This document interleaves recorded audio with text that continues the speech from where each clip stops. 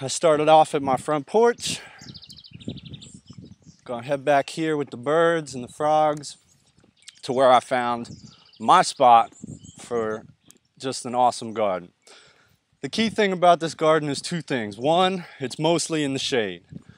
And two, it's right in between the big pond and the little pond that I have back here.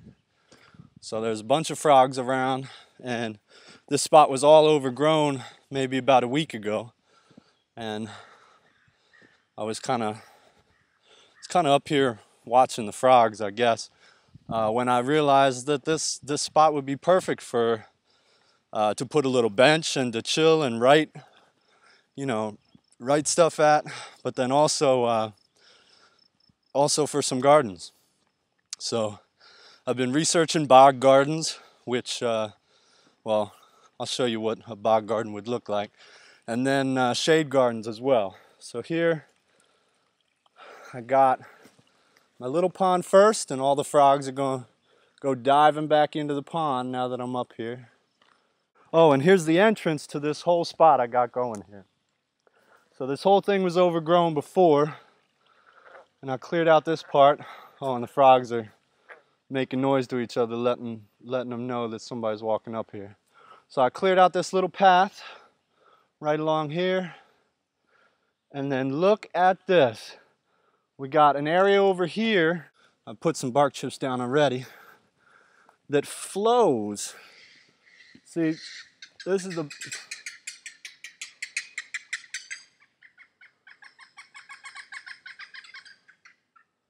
What the heck is that? So this is the big pond. No fish. Every once in a while we'll get a couple ducks, and then apparently we get a couple of whatever the heck those screechy things were too. So I got the big pond over here, and then it flows, as you can see, across this little spot and over to the little pond. So all over here where the water's flowing from the one pond to the other, this is the site for the bog garden.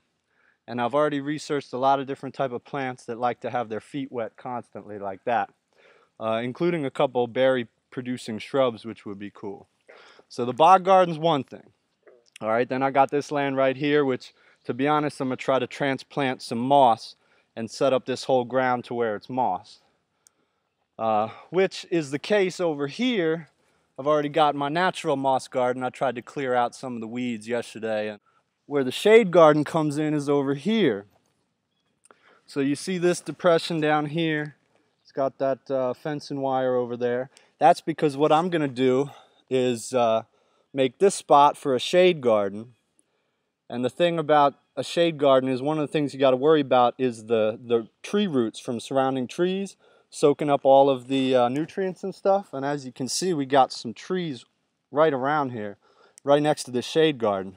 So I'm gonna put down this fencing, then I'm gonna put a layer of rocks down, then a layer of bark chips, and then I'm going to bring up my compost dirt and put a layer of compost. So what it's really kind of going to be is a raised bed garden, which I've been researching about, raised bed garden. So I'm going to line that with all that stuff and make my raised bed garden. And that's the main reason that I'm coming up to make this video now. I should have made a video in the beginning before I cleared all the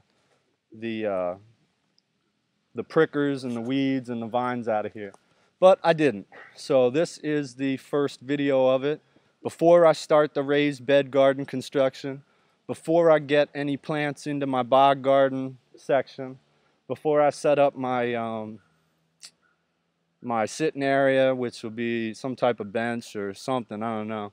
And before I go up and grab more of my bark chips to bring up here. So I got to bring up a bunch of bark chips and rocks and my compost, set up the moss transplants, bog garden, shade garden, and in the shade garden I'm going to try to grow some vegetables actually that you can eat.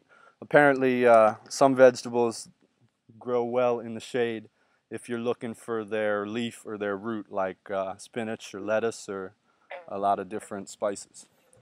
The frogs are still making all kind of noise.